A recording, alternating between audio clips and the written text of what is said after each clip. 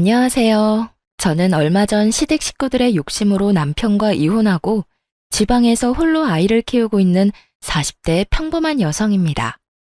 오늘 제가 이렇게 사연글을 보내게 된 건 정말 욕심만 가득한 시댁 사람들의 진짜 모습을 많은 사람들에게 알려드리고 싶어서예요. 남편과 저는 평생을 지방에서 살아온 토박이들이에요. 그러니 각자의 부모님들도 같은 지방에서 사시고 계시죠. 남편과의 결혼은 그냥 정해진 순서에 따른 결과였다고 생각해요. 물론 결혼이라는 건 좀 더 신중해야 하는 게 당연하지만 다르게 보면 여러 가지 상황이 충족되어야만 가능한 일이니 결혼할 상황이었다고 볼 수도 있죠. 솔직히 결혼할 때 시부모님을 보고 이 결혼이 나쁘지 않겠구나 싶기도 했었어요. 그만큼 괜찮은 분들이셨거든요. 그렇지만 문제는 그분들이 아니더군요. 바로 남편의 누나들이 문제였어요. 위로 10살 그리고 8살 차이가 나는 두 신우들이요. 제가 남편과 동갑이었으니 신우들과 저도 똑같이 나이 차이가 났어요. 그리고 첫 만남도 무척 인상적이었죠. 아가씨가 우리 동생이랑 결혼할 사람? 만나서 반가워요. 난 첫째 누나예요. 이렇게 예쁜 아가씨랑 결혼을 하다니 복 받았네, 우리 동생. 근데 평소에 요리는 안 하나 봐요? 손톱이 엄청 긴 걸 보니까. 언니, 설마 그렇겠어? 동생이 엄마 덕분에 얼마나 입이 고급인데 설마 요리도 못하는 여자 데려왔으려고? 근데 공장에서 일한다는데 괜찮겠어요? 우리 동생 아침에 식사 안 하면 안 되는데 공장 다니면 일찍 나가야 해서 밥 차릴 수 있으려나 모르겠네. 신우들의 말에는 뾰족한 가시가 있었어요. 듣고 있는데 벌써부터 피곤하더군요. 그렇지만 제가 시누이들과 같이 살 것도 아니고 크게 문제 없을 거라 생각했어요. 시누들이 말하는 것만큼 남편이 유별나거나 그런 걸 요구한 적은 없었거든요. 솔직히 저도 당하고만 있는 성격은 아닌지라 만약 당연하게 그런 걸 요구했다면 당장이라도 박차고 나왔을 거예요. 지금 마음으로는 그때 그렇게 박차고 나왔더라면 나이 들어서 그런 마음고생은 안 했어도 됐지 않을까 싶은 마음이 들기도 하지만 그것도 제 팔자겠죠. 어쨌든 저희 결혼은 생각보다 순탄하게 흘러갔어요. 남편은 당시에 작은 회사에서 일하고 있었고 저는 공장에서 생산직으로 일하면서 열심히 생활을 이어나갔죠. 제 예상대로 신우들과 만나는 일은 그리 많지 않았어요. 대신 시부모님과는 자주 만났었죠. 직장 일로 바쁜 저희들이 끼니를 잘 챙기지 못할까봐 항상 걱정하던 시모는 저희를 시부모가 운영하는 음식점에 항상 불렀어요. 시부모는 당시에 그 지역 주민들에게 인기가 많은 음식점을 운영하고 있었거든요. 그걸로 돈도 많이 버셨고 가게도 확장을 고민할 정도의 상황이었어요. 일주일에도 몇 번씩 남편과 저는 시부모의 가게에서 식사를 하고 담소도 나누고 좋은 시간을 보냈어요. 신우들과 만날 일도 크게 없었으니 마음도 편했죠. 시부모님들은 대화를 하면 할수록 좋은 분이었어요. 두 분도 함께 일을 하시는 상황이라서 그런지 모르겠지만 저희가 맞벌이로 힘든 상황을 모두 이해해 주시더라고요. 그리고 저희 결혼 후에 시부모님 가게도 본격적으로 입소문을 타기 시작하면서 바빠지기 시작했어요. 그래서 밥 먹으러 가는 것도 굉장히 죄송스러울 때도 있었거든요. 그럴 때는 주말에 시모를 위해 일을 도와드린 적도 많았어요. 제가 결혼 3년 차쯤 됐을 때 시부가 가게 쉬는 날 저희를 불렀어요. 집에 갔더니 시부모와 신우까지 모두 앉아 있었죠. 무슨 일인가 싶었는데 시모 입에서 나온 말들은 저희를 심란하게 만들었어요. 얘들아, 요즘 우리 가게가 많이 바빠. 그래서 직원을 뽑으려고 하는데 사람 뽑기 전에 우리 가족들 중에 원하는 사람들이 있는지 물어보려고 불렀다. 너희들한테는 굳이 우리가 하는 일 물려줄 생각은 없었는데 가게가 잘 되니 욕심이 나는 것도 사실이야. 너희들이 좋은 직장에서 일을 하고 있다면 이런 말도 안 했을 텐데 지금 큰애랑 작은애 둘 다 쉬고 있지 않니? 돈 벌 생각으로 직원으로 들어올 생각은 없어? 시모의 말에도 일리는 있었어요. 장사가 어느 순간부터 잘 되기 시작하니 좀 아까웠겠죠. 그런데 그것만 보고 덤비기에는 무척 힘든 일이었어요. 옆에서 봐왔으니 더 잘 알 수밖에요. 일찍 일어나서 밑준비를 해야 하는 건 물론이고 늦게까지 있어야 하는 그 일들을 섣불리 시작하기에는 다들 마음이 가지 않았을 거예요. 게다가 큰 신우는 전업주부고 작은 신우도 파트타임으로 일을 하고 있었으니 누구 하나 맡아 하기를 꺼리는 눈치더라고요. 저는 생산직으로 일하고 있으니 해당 사항 없다고 생각해서 저는 그냥 가족회의에 참석하는 느낌으로 듣고 있었어요. 엄마 마음은 이해하는데 굳이 그렇게까지 해야 돼요? 그래봐야 조그만한 가게고 잘 돼봐야 거기서 거기지. 그리고 나는 엄마도 알다시피 박서방이 좀 예민하잖아. 반찬 냄새 묻혀서 집에 들어가면 얼마나 난리를 치겠어요? 큰 신우의 말을 듣던 시모가 작은 신우를 쳐다봤어요. 우리도 안 돼요. 엄마 생각해봐요. 나 파트타임으로 일도 하고 그 뒷시간은 애들 봐야 해서 또 바쁘고. 그리고 나처럼 약한 사람이 힘든 가게 일을 어떻게 해? 아무리 봐도 나한테는 무리예요. 그러면 아무도 안 하겠다는 거냐?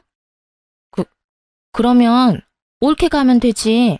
공장 다니는 것보다는 엄마네 집에서 일하는 게 훨씬 낫지 않아? 갑자기 저한테도 화살이 돌려지자 저도 당황했어요. 저는 그래, 옳게. 그게 좋겠네. 어차피 공장 일도 힘들잖아. 그럴 거면 그냥 어머니 도와서 일하면 딱 될 것 같은데. 공장에서 일한다고 돈 많이 주고 그런 거 아니잖아.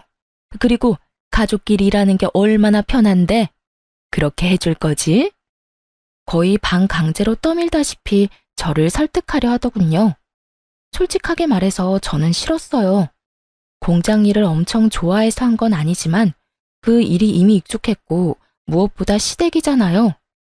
아무리 좋은 사람이라도 모르는 사람과 일하면 트러블이 생기는데 시부모님과 같이 일하면 그런 일이 생겼을 때 풀 수 있을 상황도 아니고 모조리 제가 감당해야 한다는 게 너무 싫었거든요.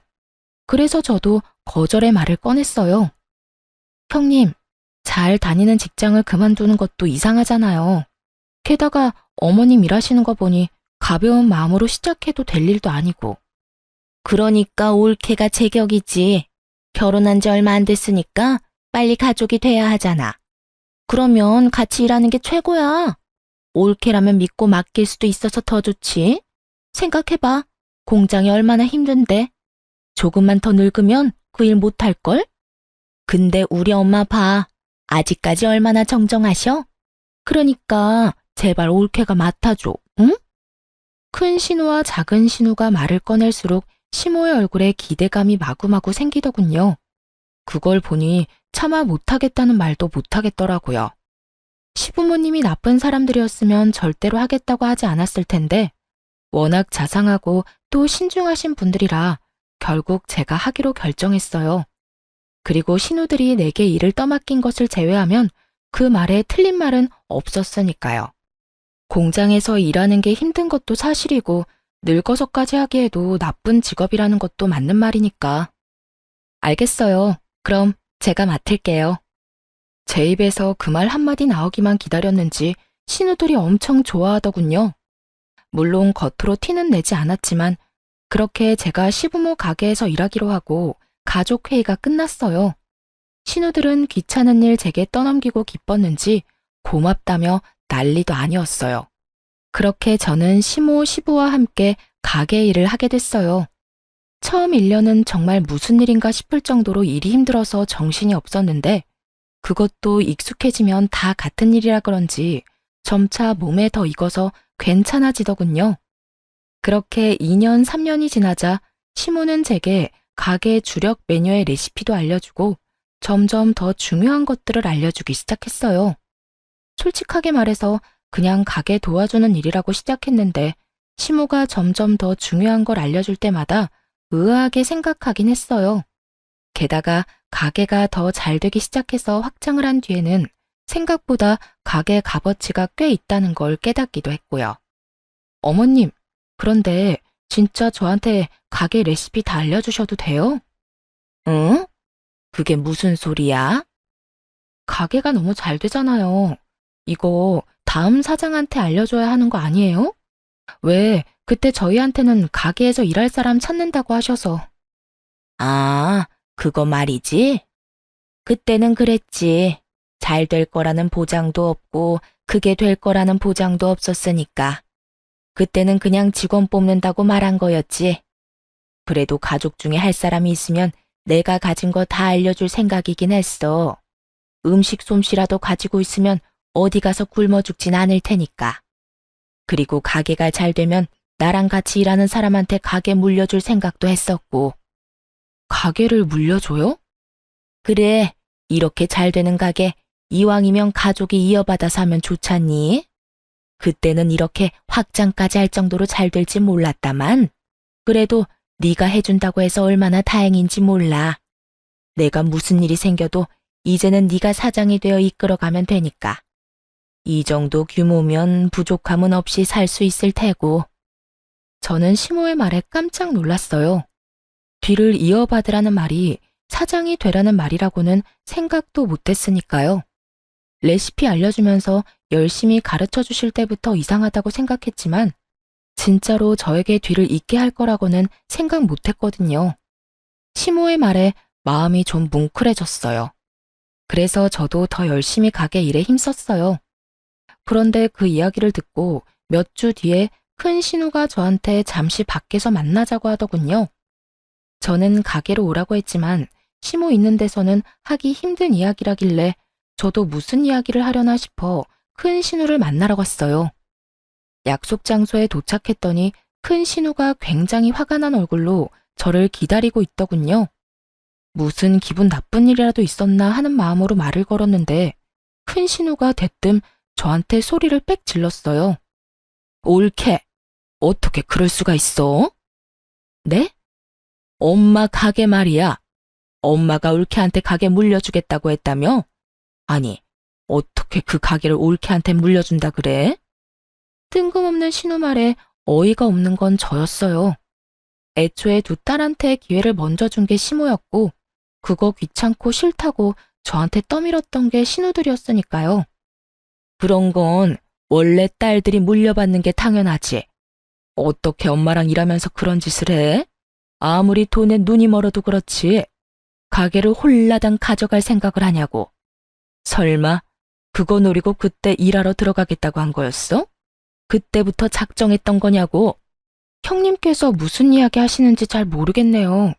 그때 시어머니 밑에서 일하라고 등 떠밀었던 건 형님이잖아요. 그래서 제가 일 그만두고 들어가게 된 거고. 기억 안 나세요? 그랬긴 했지. 그렇지만 그때는 그냥 직원이었지. 그 가게 물려받는다는 거 알았으면 내가 했을 거야. 듣고 보니 참으로 욕심이 가득한 말이었어요. 그걸 숨길 생각도 없어 보였고요. 형님, 제가 하겠다고 한 게 아니라 어머님이 그렇게 정했다고 하신 거니까 어머님한테 여쭈어보세요. 저한테 이러시는 거 시간 낭비고 서로 기분만 나빠질 뿐인 거 아시잖아요. 그 가게가 지금 당장 내 것인 것도 아닌데 왜 저한테 이렇게 화를 내는지도 모르겠고 이 상황 자체가 정말 어이없다고 생각하거든요. 제 말에 큰 신우가 새침한 표정으로 묻더군요. 그래, 그럼 내가 엄마한테 직접 이야기할게. 어떤 결과가 나오더라도 나한테 원망은 갖지 마. 큰 신우가 그 자리에서 시모에게 전화를 걸었어요.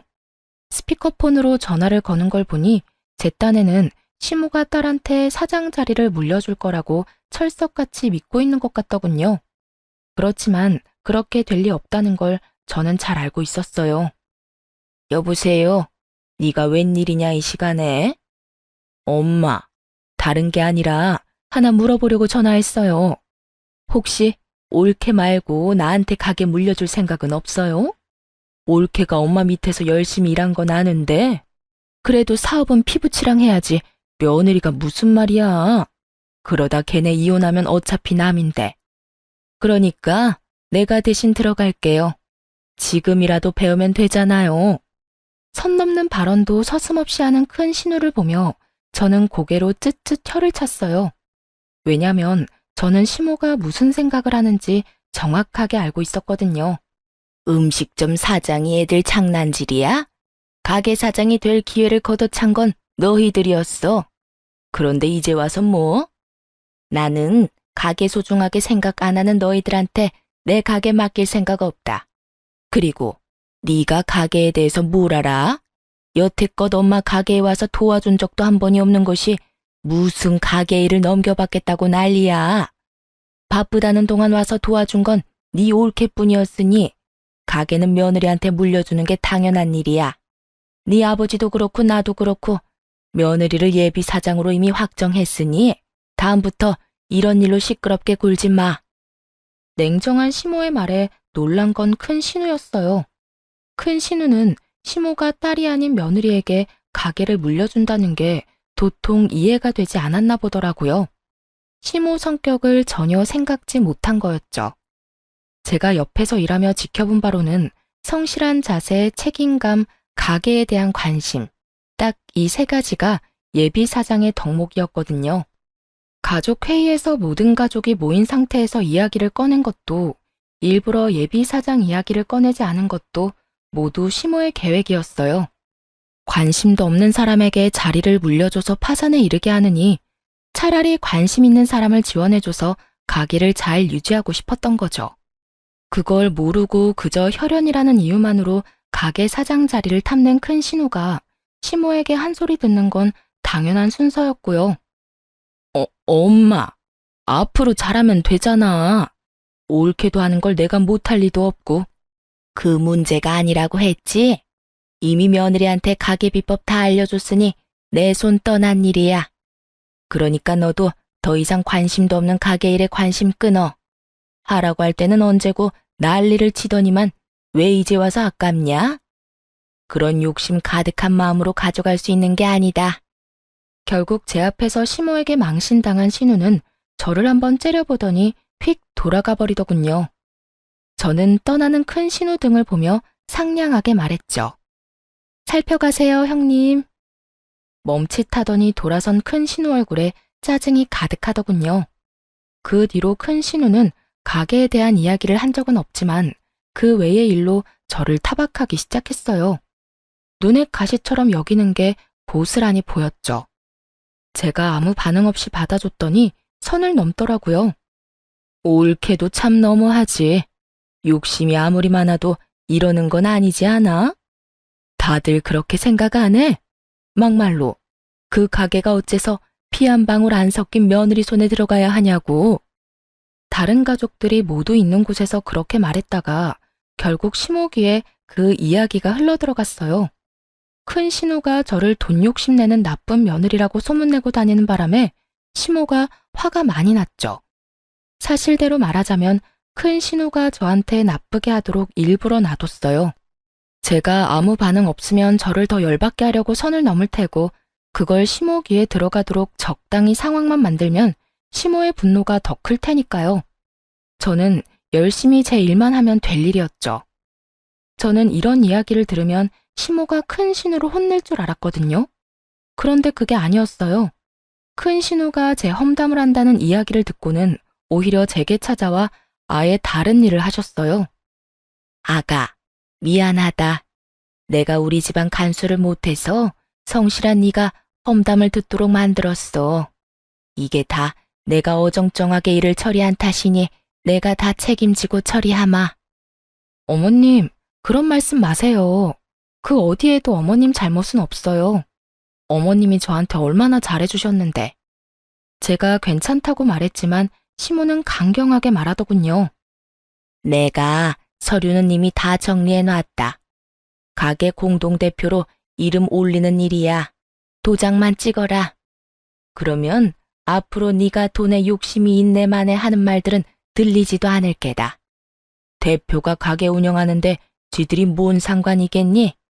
가게 와서 창문 하나 닦아보지도 않았던 것들이 입으로만 가게 위하는 척하는 걸 듣고 있으려니 괘씸해서 도저히 안 되겠어. 시모와 함께 가게 공동대표를 제안하시더군요. 결국 거의 반강제로 저는 시모 가게 공동대표가 됐죠. 어차피 그렇게 될 수순이긴 했지만 미리 넘겨주는 일도 쉬운 일은 아니었을 거예요. 피부치들이 살아있는데도 저한테 주겠다고 한 건 큰 마음을 먹은 거였겠죠. 제가 일을 형편없이 했거나 요령이나 피웠다면 아마 주시지 않았을 거예요.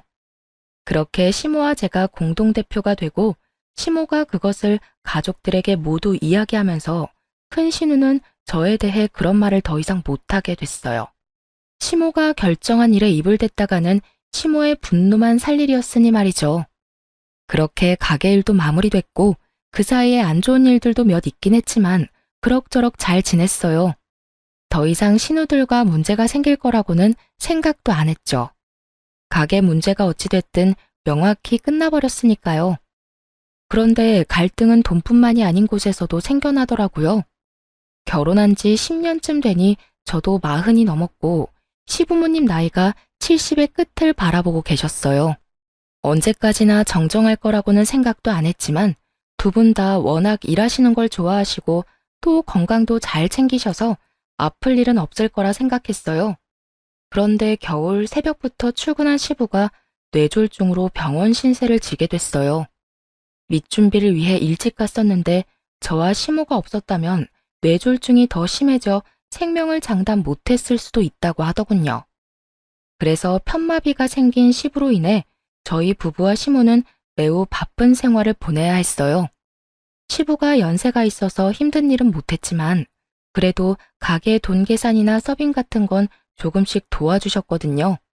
그런데 그런 시부께서 아파서 병원에 입원해 있으니 누구라도 간병을 해야 했어요. 저와 남편 시모가 번갈아 가며 병원을 오가야 했죠. 그런데 힘든 일은 언제나 몰려오는 건지 친정엄마에게 온 연락은 저를 더 우울하게 만들었어요. 딸, 어쩜 좋아. 너희 아버지 계단에서 떨어졌어. 허벅지 뼈가 부러져서 수술해야 된다는데 빨리 좀 와줘, 응? 정말 청청병력 같은 소리였어요.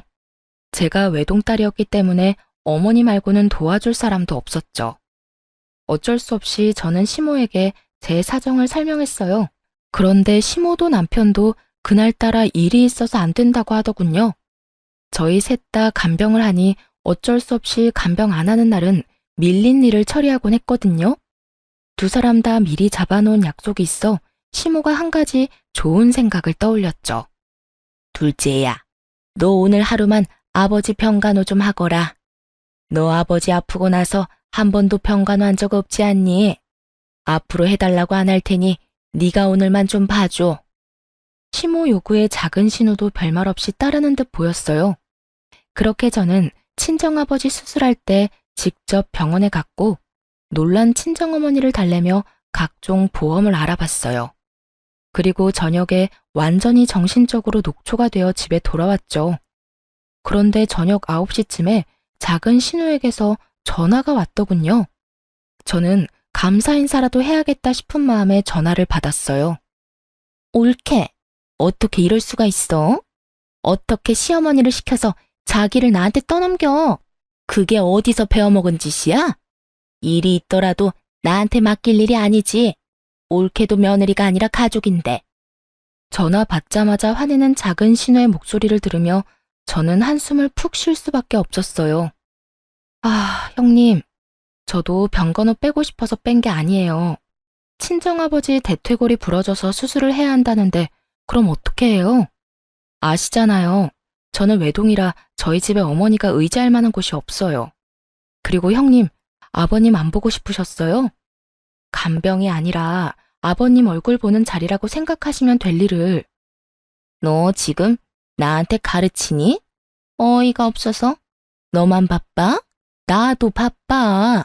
나도 우리 시부모님 수발 들기 바빠서 몸이 나만하질 않아. 결혼하면 출가 외인이고 각자 집안 챙기는 거지. 왜 남한테 피해 줘가면서까지 일을 떠넘겨? 정말 듣고 있으니 화가 다 나더군요. 시모가 이야기 꺼냈을 때는 그렇게 하겠다며 아주 공손하게 말 듣는 척 해놓고 결국 일 끝나고 저한테 전화해서 화풀이라니. 한마디 더 하려다가 어차피 말도 안 통한다 싶어서 네네 하고 전화 끊었어요. 다음에는 간병인을 고용해서라도 작은 신우는 절대 부르지 않겠다 다짐까지 했죠. 그런데 그 전화 받은 다음 날 작은 신우가 시부 입원한 병원 근처에 있는 어느 상가 빌딩에서 나오는 걸 봤어요. 그런데 그 빌딩은 1층이 뽑기 가게에 위로는 헬스장, 사교 댄스 학원만 있었거든요. 계단을 타고 오르는 걸 보니 헬스장 아니면 사교 댄스장인데 헬스장은 그날 정기적으로 문을 닫는 날이더라고요. 그걸 알고 나니 참 어이없었죠. 시부모 수발 들어야 한다는 사람이 사교 댄스장이나 들락날락거리고 있었으니 게다가 자기 아버지가 아파서 병원 신세를 지고 있는데 그놈의 사교 댄스를 가고 싶었는지 참 열불이 나더군요. 제가 말해봐야 백날 소용없는 짓이고 작은 신우가 귀담아 들을 것 같지도 않아서 속으로만 혀를 차며 조용히 집으로 돌아왔어요. 그런데 말이죠.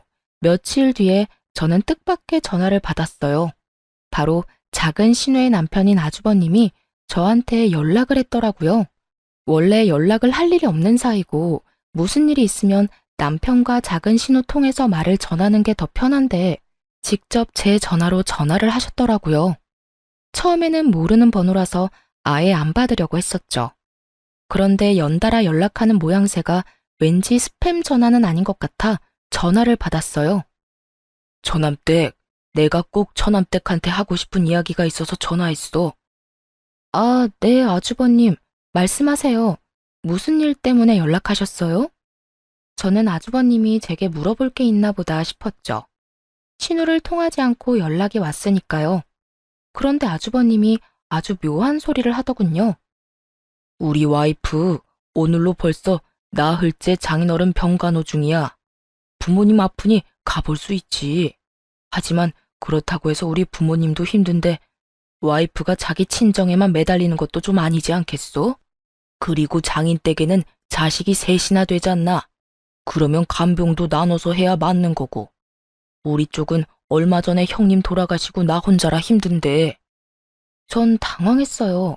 작은 신우는 딱 한 번 저 대신 대타로 뛴 이후에 한 번도 저를 도와준 적이 없었거든요.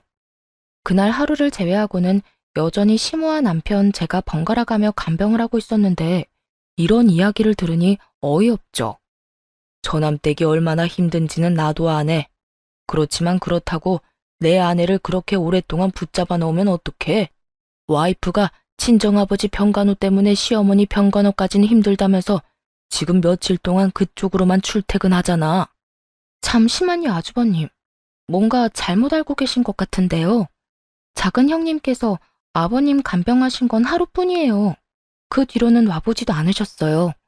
일주일에 딱 한 번 오시기는 하시는데 1시간도 안 돼서 가시고요. 뭐? 그게 사실이야? 네. 못 믿으시겠으면 어머님이랑 남편한테 전화해 보세요. 다들 당번 정해서 시아버지 간병 중이고 안 되는 날에는 따로 형님들께 부탁드리는데 여태 저만 딱 한 번 부탁했을 뿐이에요. 남편에게는 친정아버지 간병 간다고 숨기고 열심히 유희를 즐기고 있었던 작은 신우의 대담함에 놀라기도 했어요. 저는 이 기회를 놓치고 싶지 않았어요. 분명히 작은 신우를 혼쭐을 내줄 수 있는 절호의 기회였죠. 아주버님, 제가 말씀드리기 좀 조심스러운 일이 있는데요. 사실 아버님 병원 근처에서 작은 형님을 뵌 적 있었어요.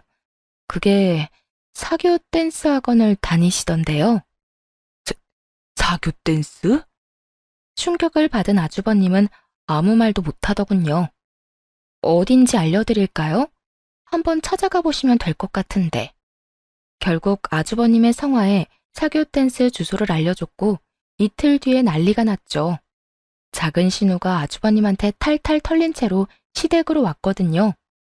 무슨 이야기인지는 말도 안 하고 저만 끊임없이 노려보더군요. 옳게. 어떻게 그럴 수 있어? 우리 남편한테 그런 말하면 내가 곤란해질 거라고는 생각도 안 한 거야? 남편이 나한테 얼마나 화가 났는데 왜 그런 쓸데없는 말을 해서 이 난리를 피워? 느닷없이 저에게 화를 내는 작은 신우를 보며 저는 억울하다는 표정으로 말했죠. 작은 형님, 제가 뭘 어떻게 했다고 이러세요? 저도 피해자예요. 아주버님이 저한테 전화와서 엄청 혼내시는데 그럼 제가 하지도 않은 일로 욕을 먹어야 한다는 뜻이에요? 그리고 제가 뭘 알려드렸던 그게 거짓말도 아니고 제가 본 그대로 말씀드렸을 뿐인데 저한테 이러시면 곤란하죠. 아니 이게 다 무슨 말이야? 도대체 뭐 때문에 박서방이 그렇게 화가 났어? 둘째 네가 말해봐라. 작은 신우는 시모 눈치를 보더니 입술을 꽉 닫아버리더군요. 시모가 작은 신우를 보더니 이번에는 저에게 눈빛으로 물어보더라고요. 저는 아는 그대로 말해줬죠. 아주버님이 저한테 전화와서 작은 형님을 왜 자꾸 부르냐고. 벌써 며칠째 장인어른 병간호 하느라 시어머니 병간호는 하지도 않는다며 저한테 너무하다고 화를 내셨어요. 그래서 제가 무슨 소리 하시냐. 작은 형님은 딱 한 번 나 대신 병간호 해준 거 말고는 병간호 한 적 없다고 말씀드렸죠. 작은 형님이 어디 가시는지 궁금해 하시길래 제가 본 그대로 사교 댄스 학원에 다니시는 것 같다고 말씀드렸을 뿐이에요. 뭐? 야, 너희 아버지 핑계대고 지금 탱자탱자 놀았어? 그것도 사교 댄스? 네가 정신이 나갔네, 정신이 나갔어. 그런 주제에 올케가 하루만 네 아버지 간병해달라는 거 가지고 그 난리를 쳤어?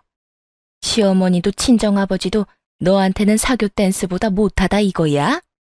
모든 걸 알아버린 시모가 작은 신우의 등짝을 후려 째더군요. 속이 어찌나 시원하던지. 작은 신우가 저를 노려봤지만 뭐 어쩌겠어요. 자기가 뿌린 대로 거둔 것을. 솔직하게 말해서 작은 신우가 그렇게 난리만 안 쳤어도 신우가 사교 댄스 다닌다는 건 말 안 했을 거예요. 그러게 마음을 좀 곱게 쓸 것이지. 어쨌든 이 일 이후로 작은 신우는 남편에게도 밉보이고 어머니에게도 한 소리 들은 후로 본인 시어머니 수발에만 전념하며 지냈어요. 시모가 친정아버지 병간호 될 생각도 하지 않고 시어머니나 모시라고 하면서 앞으로 2번 다시 친정 핑계대고 거짓말로 속이지 말라고 큰 소리를 치셨죠. 결국 이 2사건으로 저와 신우들의 관계는 완전히 틀어졌어요. 대신 시모와의 관계는 돈독해졌죠. 시부는 꽤 많이 회복이 되기는 했지만 정상적인 생활은 거의 불가능했어요. 편마비로 인해서 부축이 없으면 거동도 잘 안 될 정도셨거든요. 시모가 처음에는 입원을 시키려고 했는데 그마저도 신우들 반대에 잘 되지 않았어요. 엄마, 아버지를 왜 입원시켜? 집에서 충분히 돌볼 수 있는데. 나도 며느리 고생시키고 싶진 않다. 그리고 다들 일하는데 어떻게 너희 아버지를 집에서 돌봐? 말도 안 되는 소리야. 왜 말이 안 돼? 내가 복지센터에 상담해봤어. 주간 보호라고 낮 동안 어르신들 봐주는 거 있대. 점심도 주고 어린이집처럼 차량으로 집까지 이동도 해주고. 그거 하면 될 것 같은데? 형님, 그런데 그것도 돈이 좀 들던데 거기에 드는 비용은 셋이서 나누면 될까요? 솔직히 당장 집에서 내내 시부를 보라는 것도 아니니 그 정도는 이해하고 넘어가려고 했어요. 어차피 3남매이니 셋이서 나누면 돈도 얼마 안 될 테고 좀 힘들긴 하겠지만 퇴근하고 조금만 시간 보내면 잠자는 시간일 테니까요. 그런데 신우들이 그 돈을 절대 못 준다며 버티더군요. 그 이유가 더 웃겼어요. 올케, 정말 욕심이 끝도 없네. 올케가 어머니 가게 물려받을 건데 왜 우리까지 책임을 떠안아야 해? 막말로 부모님 재산이 저 가게 하나인데 그거 가져가면서 부모님 모시는 것도 우리한테 맡기려고 한 거야? 가게를 가져갈 거면 책임도 같이 져야지. 그러면서 돈은 절대 못 준다며 버티더군요. 저는 답답해서 남편에게 말했어요. 형님들이 주간보호 비용도 저희한테 다 내라고 한다고 말이죠. 그런데 남편 말이 더 웃겼어요. 누나들 말 틀린 거 하나 없지. 솔직히 당신이 가게 물려받으면 우리 부모님 재산 다 물려받는 거랑 똑같은데 왜 누나들이 돈을 내야 해? 당신 돈도 잘 버는데 당신이 내면 되잖아. 지금 나더러 아버님 수받으면서 돈까지 내라고? 가게 물려받았다고? 그 가게 물려받기 싫다고 난리치던 사람들이 형님들이야. 게다가 가게 물려주신 것도 어머님 뜻이었고 내가 달라고 졸라서 받은 것도 아닌데 왜 내가 모든 걸 책임져야 하는데. 나도 돈 못 내. 그러니까 집에서 아버님 모시자. 그러면 되겠지? 열받은 제가 그렇게 말하자 남편은 남의 집안 사정처럼 그럼 그렇게 하던가 하며 코웃음을 치더군요. 남편은 제가 왜 그런 말을 했는지 눈꼽만큼도 이해를 못하고 있더군요. 뭐 놔뒀어요. 어차피 나중에 피 볼 건 남편인 게 뻔했으니까요. 저는 남편에게 그렇게 말하고 시부를 집에서 돌보기로 했어요. 그리고 남편과 시모가 있는 앞에서 말했죠. 어머님, 저희 사정상 아버님을 집에서 모셔야 할 것 같아요. 그런데 가게를 닫을 수는 없으니 제가 일하는 동안은 어머님이 아버님을 모셔주시고 제가 퇴근하는 시간부터는 제가 아버님을 모실게요. 그럼 아들, 너는 어떻게 할 거냐? 네? 제가 왜요? 저 일하느라 바빠요. 그럼 며느리는 일 안 하고 쉬니? 너는 주말에 아버지 보면 되겠구나. 그리고 나 힘들 때 틈틈이 도와주고. 역시나 공정한 시모가 그렇게 남편의 역할까지 정해주고 시부의 집 간병이 시작됐어요. 처음에는 어떻게든 굴러갔지만 시간이 지날수록 힘에 부처하는 게 보이더군요. 특히 연로하신 시모의 컨디션이 나빠지기 시작하자 남편이 불려가는 일이 많아졌어요.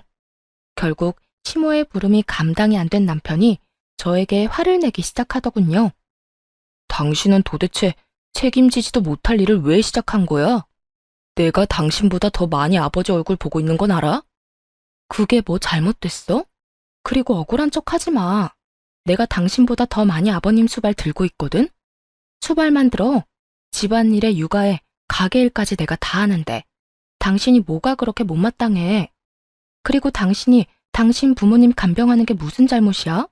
그게 이상한 일이야? 당연한 일이지. 그리고 입원이며 주간보호 모두 거절한 게 당신들 남매야. 왜? 이제 와서 당신 할 일 많아지니까 힘들어? 그럴 거면 그때 왜 형님들 편들면서 나한테 그딴 소리 했어? 내 말 안 듣고 입맛대로 하고 싶어 했던 당신 탓이지. 그래서 나 엿먹으라고 이랬어? 내가 당신을 괴롭힌 게 아니라 당신이 스스로 제 무덤 파고 들어간 거겠지. 지금 그걸 말이라고. 됐어. 다 때려치우고 당신 가게 그만둬. 내가 회사 그만두고 가게 일할 테니까. 갑자기 그게 무슨 소리야? 당신이 왜 회사를 그만두고 가게를 해? 진짜로? 진짜 일 그만두고 가게 일하겠다고? 대체 왜? 내가 언제까지 당신 눈치 보면서 살아야 해? 이번 일도 봐. 당신이 하라는 대로 안 하니까 나 엿먹이려고 이런 수작질한 거 다 알아. 어머니 아버지가 당신 좋아한다고, 당신한테 의지한다고 나를 별것 아닌 놈 취급한 건 당신이야. 어이가 없었어요. 저는 그저 바쁘게 살았던 것뿐인데 대체 어디에서 무슨 소리를 듣고 일어나 싶었죠. 당신이 뭔데 우리 집안에 들어와서 당신 하고 싶은 대로 다 해? 앞으로 내 말 안 들을 거면 이 집에서 나가면 돼. 난 당신 들러리로 살 생각 없으니까. 찌질함의 끝을 보여주는 남편놈의 얼굴을 보며 저는 이게 해결될 문제가 아니라는 걸 깨달았어요. 남편의 마음이 닫혀진 게 눈에 보였거든요. 단순한 싸움으로 끝날 수도 있었던 일을 남편은 단순하게 해결할 생각이 없더군요. 집에서 나가라는 말에 제가 나지막이 되물었어요.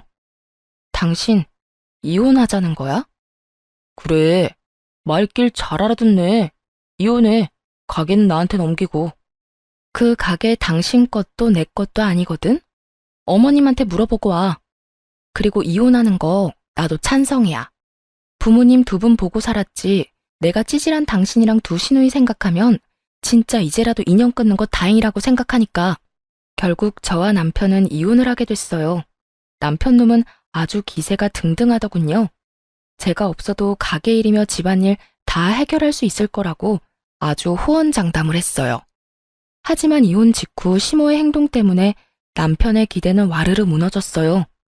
이혼을 하고 나자 시모가 저를 따로 만나자고 하더라고요. 그래서 나갔더니 그러더군요. 애미야, 네가 고생이 참 많았다. 내 밑에서 힘들게 일도 하고 모자란 아들놈 때문에 이리 이혼까지 하게 돼서. 그래도 내 손주들 엄마잖니? 그러니까 내 가게 네가 온전히 가져가거라. 그걸로 애들 키우고 열심히 살아. 네가 해온 것들을 보니 너라면 충분히 그 가게 잘 살릴 수 있을 거야. 시모의 행동에 저도 당황했어요. 신우들 말처럼 제가 피도 한 방울 섞이지 않았는데 음식점을 고스란히 물려주겠다니. 그러지 않으셔도 돼요. 이미 이혼했는데 그런 것까지 받으면. 그만. 내가 너 좋으라고 주는 줄 아냐? 손주들 생각해서 주는 거야. 애들 데려가면서 가게까지 잃으면 어떻게 먹고 살 거야? 이혼을 했지만 손주들은 내 손주들이다. 그러니까 잔말 말고 받아. 우리는 그간 모아놓은 돈이 제법 되니 괜찮을 거다. 어떻게든 가게를 제 손에 들려주려는 시모 모습에 결국 고마운 마음으로 가게를 물려받았어요. 오로지 단독 대표가 된 거죠. 시모는 제게 가게를 넘기고 가게에 아예 나오지도 않으셨어요. 몇 번 전화 통화를 하니 시부 병간호를 하고 있다더군요. 남편 놈이 버는 돈으로는 간병인을 구할 수도 없고 신우들이 봐줄 사람들도 아니니 어쩔 수 없는 상황이었던 것 같아요. 그런데 그 이후로 시모와의 연락이 뚝 끊겼어요. 거의 1년 넘게 연락이 안 되다가 어느 날 갑자기 전 남편이 가게로 찾아왔더군요. 거들먹거리며 저한테 명령조로 말도 안 되는 말을 짓거리더라고요. 당신한테도 알려야 할 것 같아서 전화했어. 우리 어머니 치매 걸렸어. 아버지 병간호하다가 스트레스 많이 받으셨는 것 같아. 그래서 하는 말인데 당신 우리 어머니 좋아했잖아. 얘 가족의 정을 봐서라도 우리 부모님 좀 돌봐주면 안 되겠어? 가게 걱정은 하지 말고 그 가게 나한테 넘기면 다 해결될 일이니까. 당신은 부모님만 잘 돌봐주면 돼. 그러면 내가 월급으로 돈도 줄 테니까. 정신 나간 소리를 찍찍 해대는 전 남편의 목소리에 저는 코웃음이 다 났어요.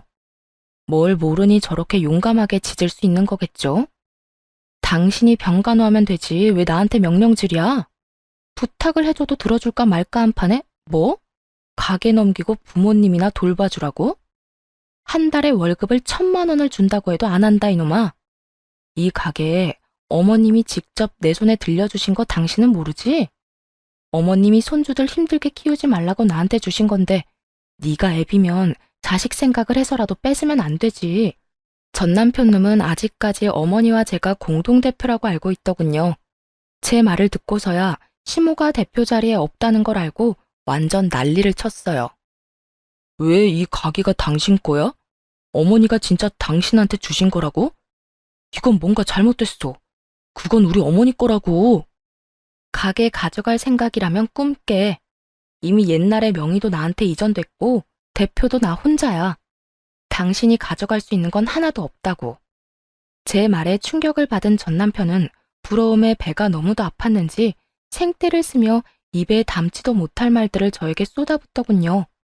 그 욕을 들으며 저놈이 제 자식들 아빠라는 게 새삼 부끄러울 지경이었어요. 지금 상황이 어떻게 된 건지 당신이 몰라서 그래. 나 지금 부모님 두 분 다 내가 모시게 생겼거든? 그것도 돈도 한 푼 못 받고.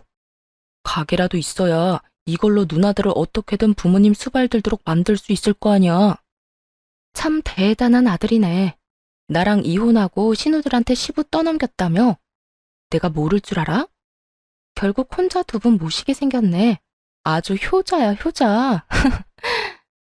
웃는 저를 바라보던 전 남편 표정이 아주 똥 밟은 것처럼 일그러지더군요. 아니, 근데 왜 이 가게에 그렇게 집착을 해? 시댁집 팔면 되잖아. 그걸로 돈 나오면 간병인을 구하던 요양원에 보내던 하면 되지. 그 집? 그거 이미 우리 누나가 담보대출 받아가서 깡통된 지 오래야.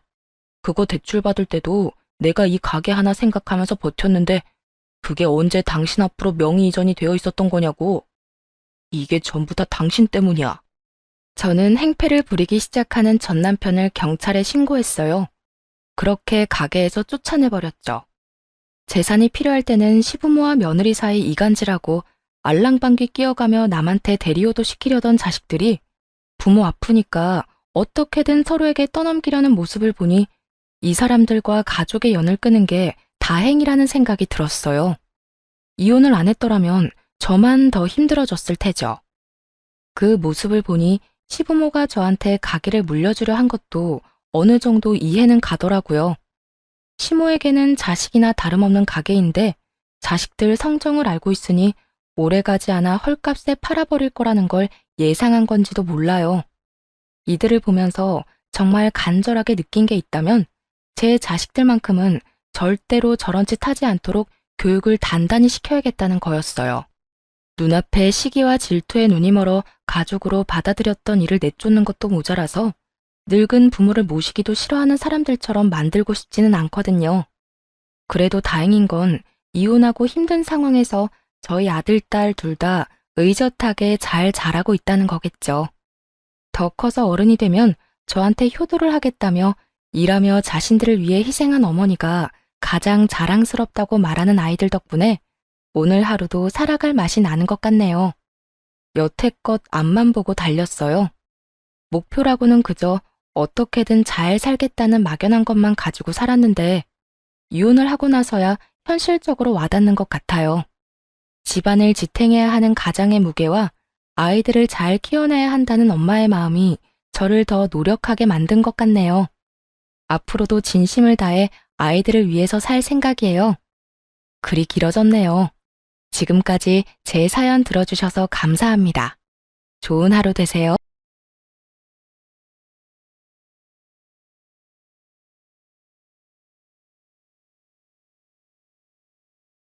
안녕하세요.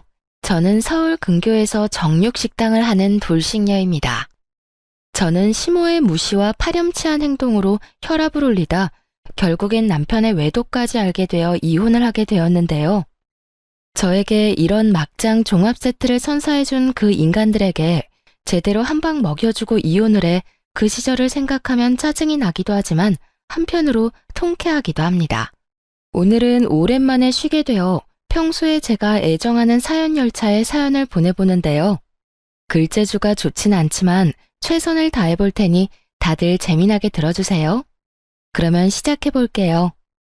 저와 남편은 맞선 자리에서 만나 결혼을 전제로 연애를 시작하게 되었어요. 연애 시절의 남편은 다들 그러하듯 다정하고 저만을 위해주고 저를 많이 사랑해주는 꿈을 그리던 남자였어요. 이런 남자를 놓치고 싶지 않았고 남편이 결혼하자는 말에 조금의 고민도 없이 결혼까지 하게 되었습니다. 그 당시 시댁은 살아생전 시부가 벌어놓은 재산과 시모가 물려받은 재산으로 노후를 보내는 상황이었고 친정 부모님은 정육식당을 운영하고 있었어요. 전 그런 친정 부모님의 가게를 물려받기 위해 식당에서 함께 일을 하는 상태였고 남편은 시모의 자랑인 대기업에 다니던 중이었죠. 남편이 대기업에 다닌다고 한들 기가 죽거나 하진 않았어요. 그도 그랬던 것이 대기업이 좋다고는 하지만 한 달 벌이로만 따진다면 제가 더 많이 버는 편이었기에 굳이 제가 기까지 죽을 필요가 없었던 것이었죠. 공부도 남편 못지않게 빠지지 않을 만큼 했고요. 이런 저의 커리어를 남편 역시 존중해 주었고 남편과 저 사이엔 아무런 문제가 없었어요. 하지만 다들 예상하시다시피 시모가 문제였어요. 많이들 들어보셨죠? 대기업 다니는 아들 둔 시모들의 그 높은 콧대와 아들이 최고라 믿고 며느리는 발톱의 때만큼도 못한 존재로 여기는 못 배운 사람들이 하는 짓거리 말이에요. 저의 시모도 그런 사람들과 다르지 않았고 시모는 말끝마다 대기업 다니는 우리 아들이라고 하며 은근히 저를 깔아뭉개는 말을 하곤 했어요. 왔니? 대기업 다니는 우리 아들. 요즘 회사 생활은 좀 어때? 괜찮니? 늘 똑같지 뭐. 엄마는 잘 지내셨어?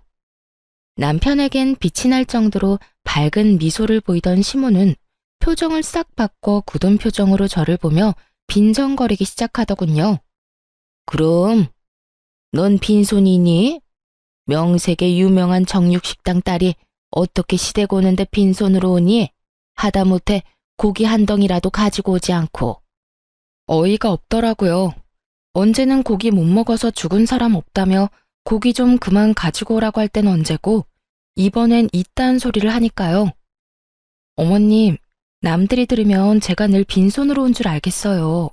저 계속 고기 챙겨왔었는데 어머님이 고기 못 먹고 죽은 사람 없다고 하시면서 그만 가지고 오라고 하셨잖아요. 그래서 빈손으로 온 건데 그런 식으로 말씀하시면 제가 섭섭해요. 섭섭하긴 내가 더 섭섭하다. 그렇다고 진짜 빈손으로 오는 애가 어디 있니? 이래서 여자는 배울 만큼 배우고 센스가 있어야 한다고 하는 게야. 우리 아들은 대기업까지 다니면서도 센스가 차고 넘치는데 넌 도대체 왜 그러니? 난 아직도 이해가 안 되는 게 너 같은 애가 어떻게 우리 아들을 만나 결혼까지 할 수 있었는지 너무 궁금하구나. 시모는 늘 이런 식이었어요. 시작은 아들 자랑, 끝은 저의 비난. 아무리 들어도 적응이 되지 않는 시모의 비난은 이렇듯 이어지고 있었고, 전 그런 시모의 반응에 적응이 되어 한 귀로 듣고 한 귀로 흘려보내고 있었죠. 이렇게 저를 무시하면서도 친척들 앞에서 생색은 내고 싶은 건지 명절만 되면 친정에서 한우 선물 세트를 친척 수만큼 챙겨오라고 명령하는데 정말 미쳐버리겠더라고요. 저요, 아무리 사장 딸이라고 해도 그걸 공짜로 가지고 오진 않아요. 물론 남들보다 저렴하게 가지고 오는 건 맞지만 저도 매번 공짜로 가지고 오는 건 아니라고 생각해 매번 계산을 하고 가지고 와요. 거기에다 선물 세트는 친척들한테 주는 것이고 자신에겐 용돈 봉투를 따로 내놓으라고 하니 정말 미치고 팔짝 뛸 노릇이었죠. 용돈은 안 주니? 명색이 명절인데 그냥 넘어갈 건 아니지? 네? 용돈이요? 어머님, 저 한우 세트 준비했는데 용돈까지 드려야 하는 거예요? 그럼 한우 세트는 내가 받은 게 아니지 않니? 그건 그거고 용돈은 용돈이지. 설마 너 한우 세트 믿고 용돈은 준비 안 한 거 아니지? 아, 용돈은 준비 못했는데 현금도 없고요. 아범한테 한번 물어볼게요. 혹시 현금 준비한 거 있는지요? 아니, 됐다. 난 너한테 용돈이 받고 싶은 거지. 내 아들이 주는 용돈은 이때껏 많이 받았다. 저리 센스가 없어서야. 이래서 내가 널 예뻐하려야 예뻐할 수가 없는 게야. 시모는 개념 없는 시모의 덕목을 고루 갖춘 사람이었고 그중 단원 최고는 남편의 돈만 아까워한다는 것이었습니다. 남편이 총각일 시절 시모에게 용돈을 따로 챙겨주지 않았다는 걸 들어 뻔히 다 아는데 저딴 말이나 하니 저 역시 시모가 곱게 보려야 볼 수 없는 상황이었죠. 시모만 생각하면 당장이라도 연을 끊든 이혼하든 뭐든 하고 싶은 심정이었지만 남편을 너무 사랑하기에 적당한 선까진 참고 지내고 있었어요. 이건 아니다 싶은 날엔 남편이 나서주기도 했고요. 그러던 어느 날 시모가 또 저에게 연락을 해 전화통화로까지 잔소리를 퍼붓자 남편이 도저히 안 되겠다 싶었는지 전화기를 빼앗아 들더라고요. 엄마, 이 사람한테 그러지 좀 마. 이 사람 대기업 다니는 나보다 돈 더 잘 번다고. 엄마 말대로면 이 사람이 날 모시고 살 게 아니라 내가 이 사람 모시고 살아야 하는 상황이니까. 제발 이 사람 식당에서 일한다고 그런 식으로 무시 좀 하지 마. 엄마 그럴 때마다 내가 더 민망하고 속상하단 말이야.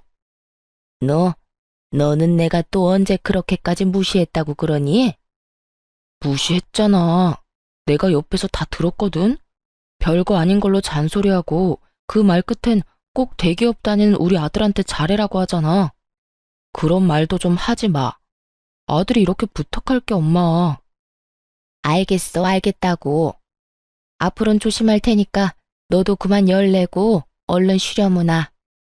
죽고 못 사는 남편이 나서 저렇게 이야기하니 시모는 다신 그러지 않겠다고 하며 전화를 끊더라고요. 언뜻 보면 참 잘된 일 같기도 했지만 결론만 말하자면 그렇지 않았어요.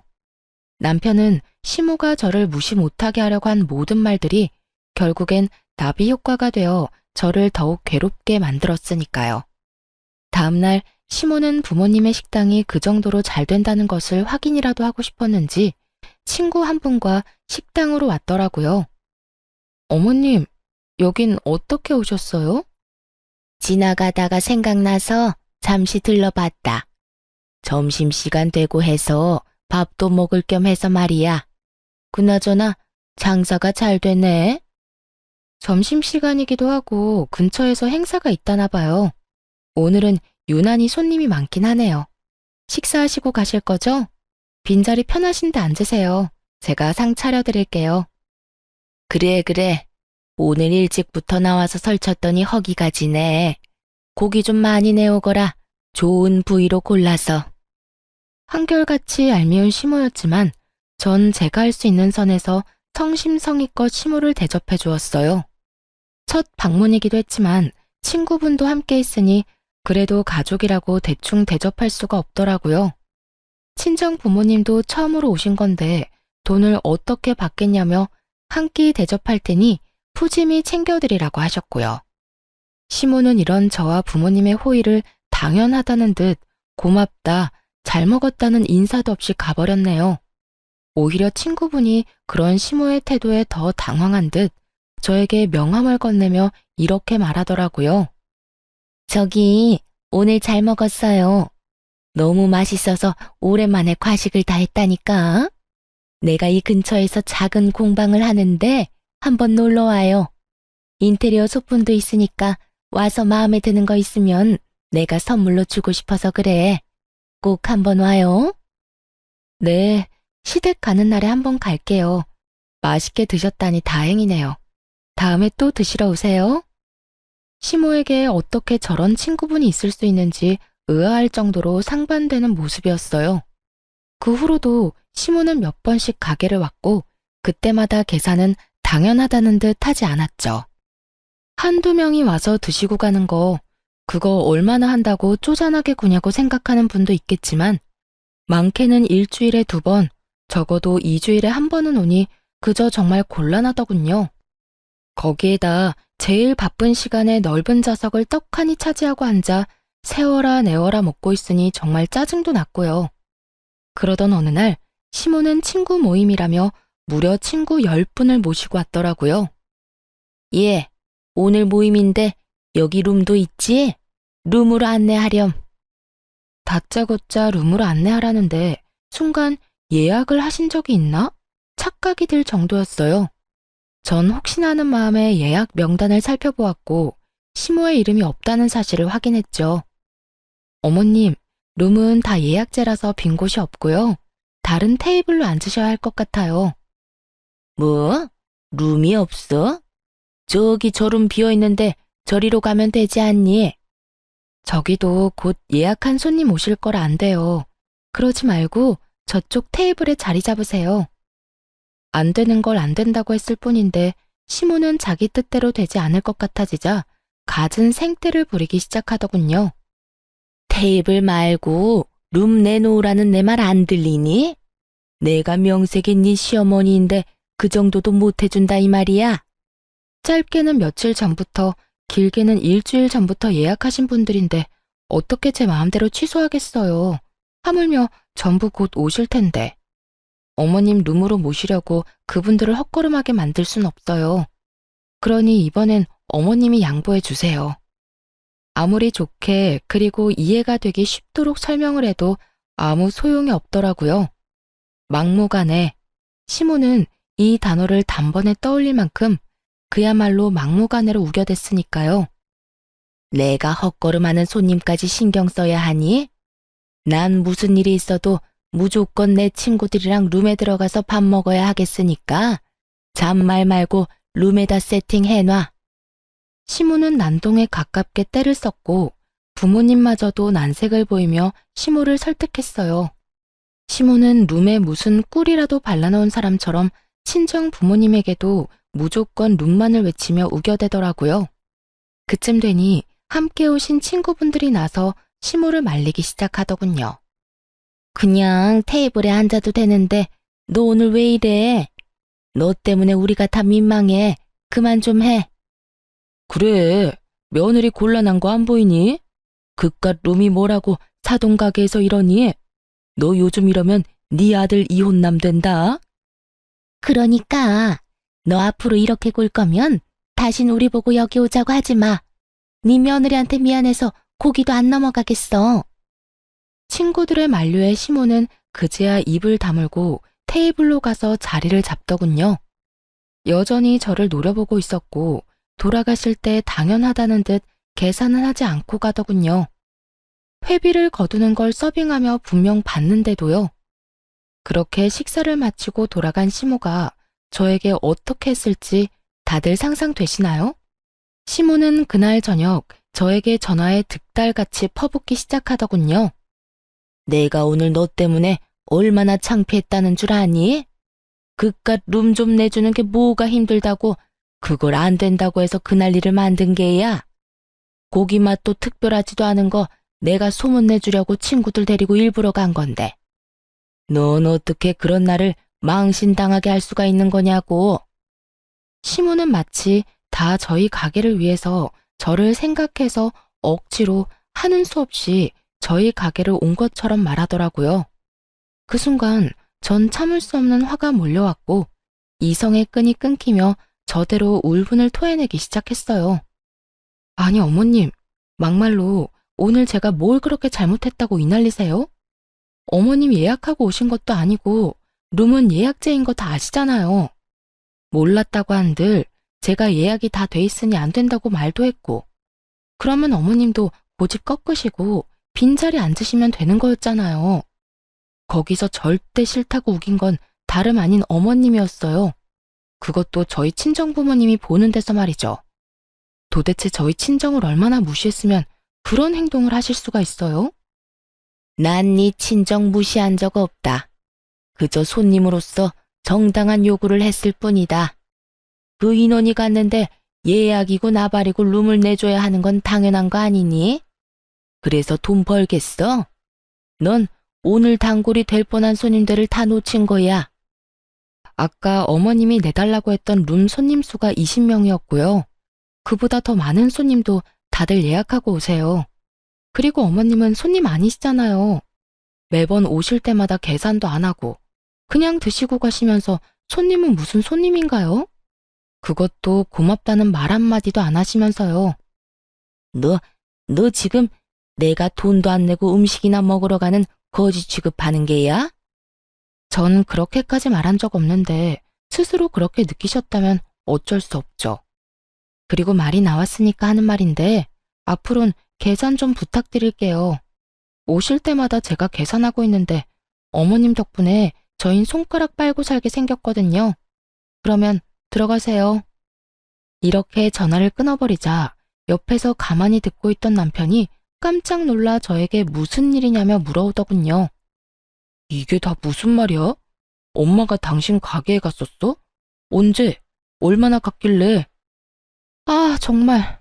어머님 때문에 스트레스 받아서 미치겠어. 어머님, 당신이 내가 당신보다 돈 더 잘 번다는 이야기 들은 바로 다음 날부터 가게까지 찾아오기 시작하더니 많이 올 때는 일주일에 2번씩 올 때도 있다니까. 뭐? 일주일에 2번? 그래, 그것뿐인 줄 알아?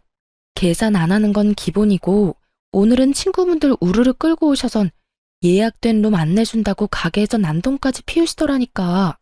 오죽했으면 친구분들이 어머님께 뭐라고 하시더라니까. 그 광경을 우리 엄마 아빠도 다 보고 계셨고. 대충 상상되지? 우리 엄마 아빠가 보든 말든 나한테 막 뭐라고 하시면서 생떼 부리기 시작하는데 우리 부모님이 얼마나 속상하셨을 거야. 딸이 그런 취급이나 당하는 걸 두 눈으로 다 보셨으니. 남편은 많이 놀란 듯 쉽사리 말을 꺼내지 못하고 있더라고요. 아무래도 자신의 엄마가 그딴 개념 없는 짓을 하고 있었다는 사실을 도저히 믿을 수가 없는 것 같기도 했고 그게 사실이라고 한들 섣불리 저에게 어떤 말로 사과를 전해야 할지 감도 오지 않을 만큼 미안해하는 것이 느껴졌어요. 남편은 아무 말도 하지 않고 한참 생각에 빠져 있더라고요. 그러더니 제 손을 감싸주더니 제 눈을 보며 이렇게 말했어요. 여보, 일단 내가 엄마를 대신해서 사과할게. 미안해. 정말 미안해. 진심이야. 앞으로 또 이런 일 있으면 나한테 당장 말해줘. 아니, 엄마가 다시 한번 당신 식당에 오면 바로 나한테 연락해줘. 내가 나서서 해결해 줄 테니까. 그렇게까지 하진 않아도 돼. 괜히 당신이 나섰다가 불난 집에 부채질만 하는 꼴이 될 수도 있어. 그래도 말이라도 그렇게 해주니까 나 많이 위로가 된다. 든든하네 우리 남편. 그러면 내가 엄마 기분 상하지 않게 잘 말해볼게. 우리 엄마 그래도 내 말은 잘 들어주니까 내가 좋게 잘 이야기하면 괜찮을 거야. 그 정도는 괜찮지? 그러면 좋게 잘 이야기해줘. 고마워. 남편은 호언장담한 것처럼 시모에게 잘 설명을 한 듯 했고 그 덕분인지 한동안은 조용하더라고요. 그 조용함이 반성의 의미가 아닌 폭풍 전야였다는 것은 미처 몰랐던 것이었습니다. 제가 너무나도 안일했고 멍청하기 짝이 없는 크나큰 착각에 빠져 있었던 것이죠. 그 사건의 시작은 시모의 전화로부터 시작되었어요. 예, 너희 가게 통으로 예약할 수 있니? 통으로요? 전체를 빌리시겠단 말씀 맞으시죠? 그래, 이번에 동창회가 있는데 다른 식당 좋은 일 시켜줄 필요 뭐가 있니? 며느리가 식당을 하는데. 그래서 내가 예약한다고 큰 소리 치긴 했는데 아무래도 인원수만큼 예약하는 것보다 아예 가게 전체를 빌리는 게 더 좋을 것 같아서 말이다. 그렇긴 한데 그날은 이미 예약한 손님들이 계셔서 그건 힘들 것 같아요. 그냥 인원수대로 예약하시면 가능할 것 같은데 어떻게 하실래요? 그래? 그러면 그냥 인원수대로 해주렴. 아쉽지만 어쩌겠어. 어차피 쓰는 돈 우리 며느리 가게에서 쓰는 게 맞지. 네, 그러면 예약해 둘게요. 신경 써주셔서 감사해요. 별소리를 다 해. 나도 네 말 듣고 생각 많이 해봤는데 아무래도 내가 미안한 부분이 있더구나. 사돈한테 미안하기도 하고.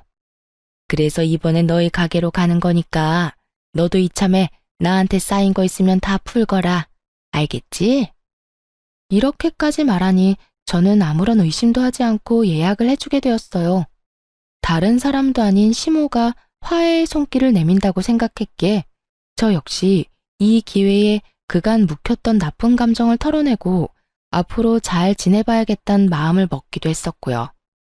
시간은 흘러 시모가 예약한 날이 되었고 점심시간 예약이라 오는 손님들을 다 돌려보내며 미리 장사가 불가하다는 사실까지 SNS에 알린 상황이었죠.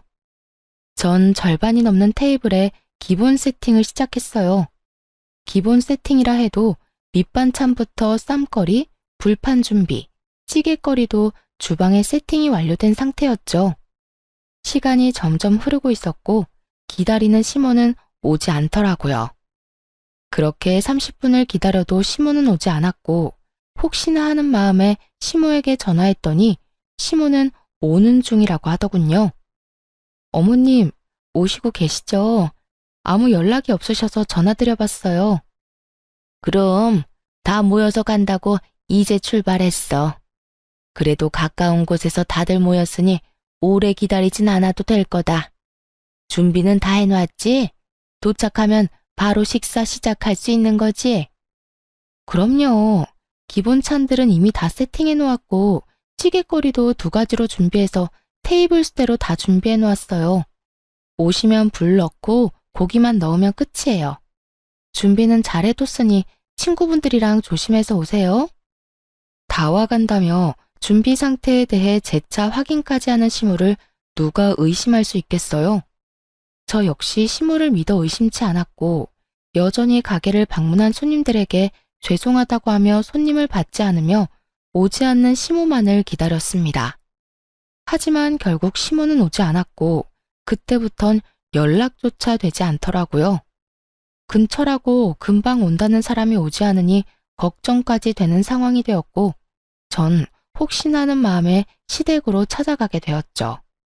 걱정과 우려가 가득한 마음으로 시댁에 들어서니 시모가 글쎄 소파에 떡하니 누워 깔깔거리며 텔레비전을 보고 있더군요. 저는 너무 황당해서 말조차 나오지 않았어요. 더 황당한 건 시모의 태도였어요.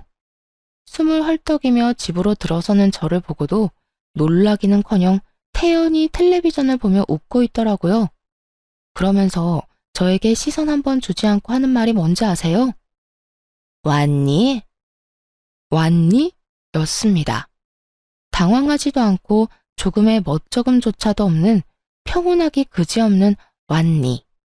전 그런 시모의 태도가 화가 나기는커녕 황당하기도 어이가 없기도 해 도대체 어떻게 된 상황인지 물어봤어요. 왔니라니요, 어머님. 오늘 식당 예약한 거 잊었어요? 아니, 다 와간다고 저랑 통화까지 했었잖아요. 그런데 왜 집에 있어요? 동창회는 어쩌고요? 아, 그거?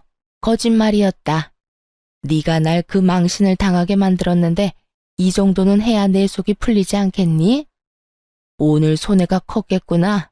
보아하니 점심 장사가 제일 잘 되는 것 같던데. 일이 이렇게 됐으니 오늘 장사는 말아먹은 거나 마찬가지겠네. 그렇습니다. 전 다른 사람도 아닌 시모에게 노쇼를 당한 것이었어요. 그것도 고약한 시모의 계획에 의해서요. 시모는 앞전에 제가 룸을 내주지 않아 친구분들께 망신을 당한 걸 마음에 고이 품고 있었더라고요. 남편이 시모를 달래며 저에게 그러지 말라고 했을 땐 알겠다고 철석같이 답해놓고선 뒤론 저를 어떻게 하면 골탕을 먹일까 머리를 굴려대며 이딴 계획을 세웠던 것이죠. 중간에 다 와간다고 거짓말을 한 이유가 더 소름이 끼치더라고요. 시모가 연락도 없이 계속 늦으면 테이블을 정리하고 손님을 받을까봐 그랬다고 하는데 정말이지 시모고 나발이고 욕을 해버리고 싶은 심정이었습니다. 시모가 그렇게까지 철두철미하게 저를 속여준 덕에 가게 점심 장사는 다 망한 거나 마찬가지였고 그 준비한 재료들도 쓰지 못하고 다 버려야 하는 상황이었죠. 그러게 그날 내 말대로 순순히 룸 내줬으면 이런 일도 일어나지 않았을 텐데 넌 잠자는 사자의 코털을 건드렸어. 어디 감히 식당에서 일하는 주제에 시험이 물을 먹여? 그것도 내 친구들이 다 보는 앞에서. 내가 그동안 분해서 발도 못 뻗고 잤단 이 말이야. 오늘부턴 덕분에 발 뻗고 잘 수 있겠어. 네가 멍청하게 속아주는 바람에 내가 속이 다 시원하거든. 시모의 고약한 웃음소리는 저의 귀에 그대로 꽂혀버렸고 전 시모에게 소리를 질러버렸어요. 이게 뭐 하는 짓이에요? 제가 뭘 잘못했다고 이딴 짓까지 하냐고요? 아니, 어머님 입장에서 화가 난다고 한들 이건 아니죠. 어떻게 제 가게도 아닌 친정 부모님 가게에 피해를 줄 수 있냐고요. 다른 사람도 아닌 사돈인 어머님이요. 시모는 제가 화를 내든 소리를 지르든 상관없다는 듯 여전히 통쾌하다는 듯 깔깔거리며 웃고 있었고 그 순간 제 연락을 받은 남편이 시모를 찾기 위해 시댁으로 들어오더군요. 뭐야? 엄마 집에 있었어? 오늘 집사람 가게 예약했다면서 여기 있으면 어떡해. 연락도 안 되고. 집사람이랑 나랑 얼마나 걱정했다는 줄 알아? 남편 역시 시모의 모습을 보고 화를 냈고 시모는 제가 무어라 말을 꺼내기도 전에 바닥에 주저앉아 바닥을 치며 곡소리를 내기 시작하더군요. 내가 예약 날짜를 헷갈렸는데 그렇다고 네 처가 나한테 찾아와서 화를 막 내더라고. 아이고, 늙으면 죽어야지. 날짜도 제대로 모르고. 다음 주 동창회 예약한다는 게 이번 주에 예약해버리는 실수를 해버렸지 뭐니. 휴대전화를 가방 안에 넣어둔 걸 잊지를 않나. 내가 죽어야지. 그래야 자식들 고생 안 시키지. 아이고. 연기대상감 뺨치게 눈물 연기를 기가 막히게 하는 시모를 보며 더욱 화가 났고 시모의 어깨를 부여잡고 애원하듯 물었습니다. 어머님, 갑자기 왜 이러세요? 저한테는 일부러 안 온 거라면서요. 저 골탕 먹이려고. 저 괘씸해서 안 온 거라면서요. 그런 저를 시모는 겁에 질린 표정으로 바라보며 제 손을 조심스럽게 떼어내더라고요. 무섭다는 듯 손까지 떨어대면서요. 내가 언제 그랬다고 그러니? 너 무섭다. 아무리 화가 많이 난 상태라고 해도 없는 일 만들어서 말하는 거 아니다. 우리 아들 오해하기 딱 좋지 않니? 너 설마 내 아들이랑 나 사이를 이간질하는 거니? 그게 아니잖아요. 다 와간다고 중간에 저랑 통화한 거 휴대전화에 다 남아있다고요. 언제 우리가 그런 통화를 했니? 난 날짜를 헷갈렸으니 미안하다고 하지 않았니? 너 정말 왜 이러니? 미치고 팔짝 뛸 노릇이었어요. 모르는 사람이 본다면 시모는 정말로 아무런 잘못이 없는 사람이었고 오히려 제가 아무 잘못도 없는 시모를 득달같이 잡는다고 생각할 만큼 완벽한 연기였으니까요. 남편 역시 시모의 연기에 속아 시모의 말을 믿는 듯했고 전 그런 두 사람의 모습에 더욱 화가 났죠. 당신 저 말을 다 믿는 거야? 어머님이 하는 말 다 거짓말이라고. 어머님, 아무리 제가 밉다고 해도 이건 아니죠. 연기 그만하고 사실대로 말하라고요. 억울함에 저의 언성은 점점 높아졌고 그런 제 모습에 남편은 화를 내며 저를 제지하고 나서더군요. 그만 좀 해. 당신 지금 너무 흥분했어. 당신이 왜 화가 났는지 충분히 알겠는데 지금 이건 당신이 선 넘은 거야. 다른 사람도 아니고 시어머니한테 이딴 식으로 구는 여자가 어디 있어? 엄마가 헷갈렸다고 하잖아. 이제껏 당신이 엄마한테 당한 게 있어서 화난 건 알겠는데 혼자 말도 안 되는 소설 써서 우리 엄마 괴롭히지 마. 오로지 시모의 편에 서서 저에게 고함을 내지르는 남편을 보는데 그 순간 모든 것이 무너지는 기분이 들더군요. 제가 이때껏 참아온 것이 누구 때문인데 제 말은 조금도 믿지 않고 저에게만 화를 내는 남편을 보며 더는 그곳에서 싸울 의지가 사라지더군요. 전 아무 말도 하지 않고 그대로 일어서 집으로 돌아와 버렸고 제 뒤를 따라 집으로 돌아온 남편과 단 한마디도 하지 않았습니다.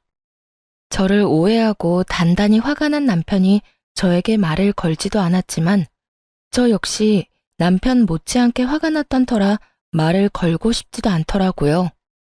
그렇게 말 한마디 건네지 않는 날들이 많아지는 만큼 저희 부부의 사이는 걷잡을 수 없이 멀어지고 있었어요.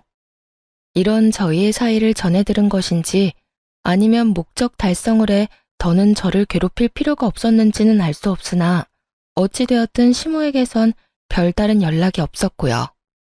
속절없이 시간은 흘러갔고 남편은 남편대로 저는 저대로 살고 있을 때였어요. 그 당시 부모님은 이제 쉬고 싶으시다며 저에게 가게를 맡아서 하라고 하시더라고요.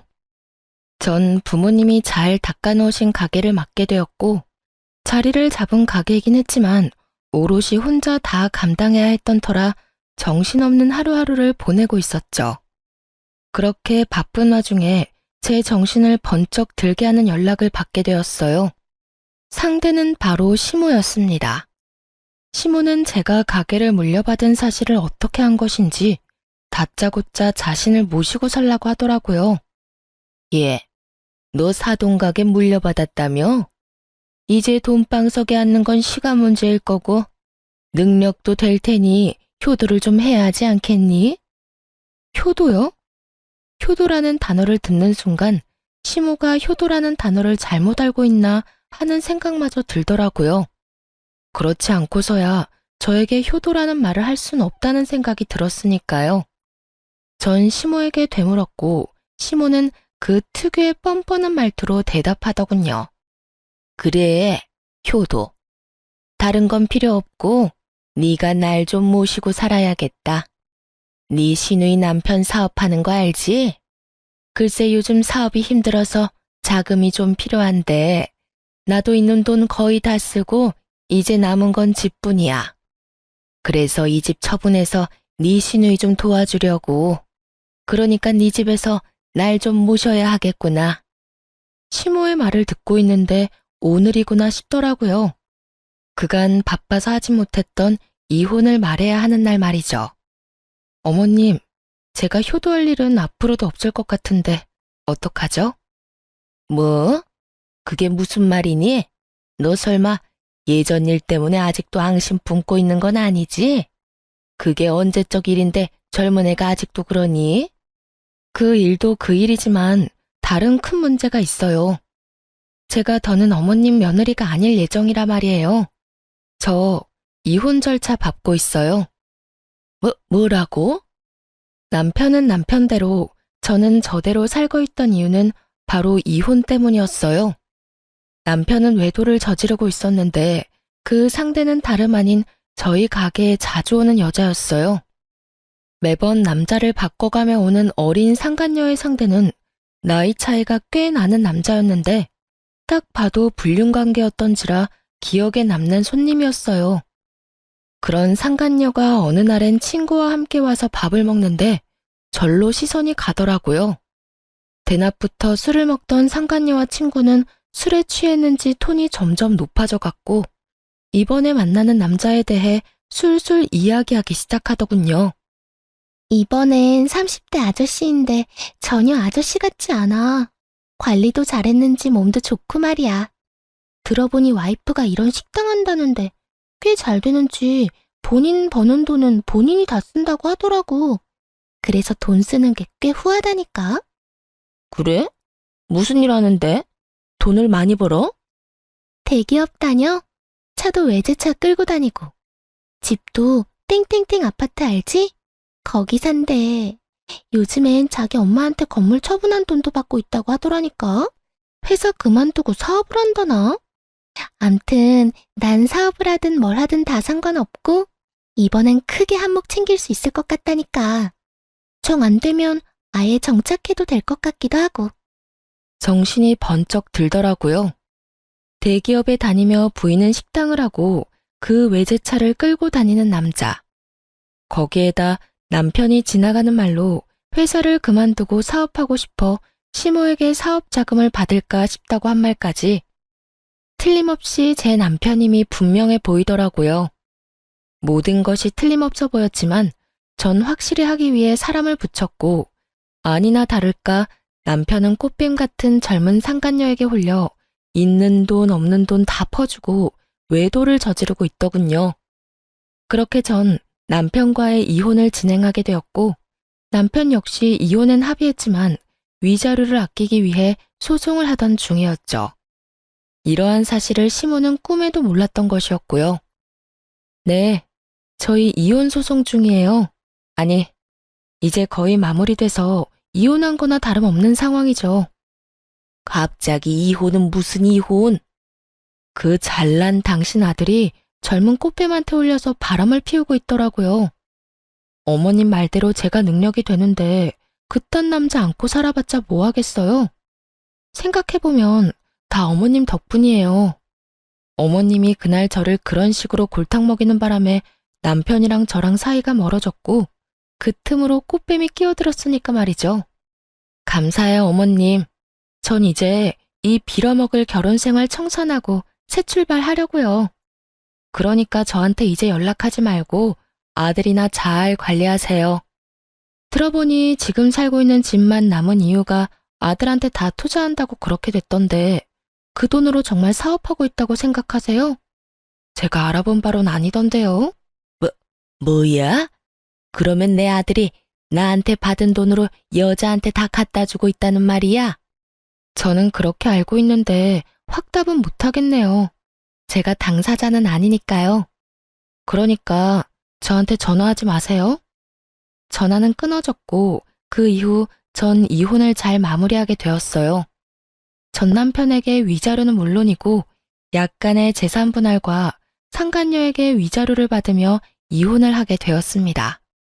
저와 이혼하고 난 후 아무것도 모르는 전 남편은 상간녀와 살려고 함께 살려고 했지만 뜻대로 되진 않은 듯 하더군요. 저에게 전화가 와 저 때문에 사랑하는 여자와 살지도 못한다고 난리를 부렸거든요. 당신 도대체 우리 엄마한테 무슨 소리를 얼마나 했길래 우리 엄마가 저렇게 안 된다고 반대를 하는 거야. 말을 알아들을 수 있게 말을 해. 앞뒤말 다 자르고 다짜고짜 따지고 들면 내가 어떻게 대답을 해? 네가 우리 엄마한테 유민이 이야기했다며. 다 들었거든? 도대체 뭐라고 했길래 엄마가 유민이한테 화내고 욕까지 하면서 그 난리를 부리냐고.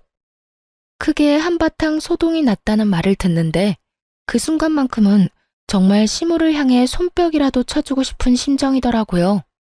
사실 상간녀의 정체를 알게 된 그 순간에 상간녀에게 아무 말도 하지 못한 것이 후회스럽기도 했었거든요.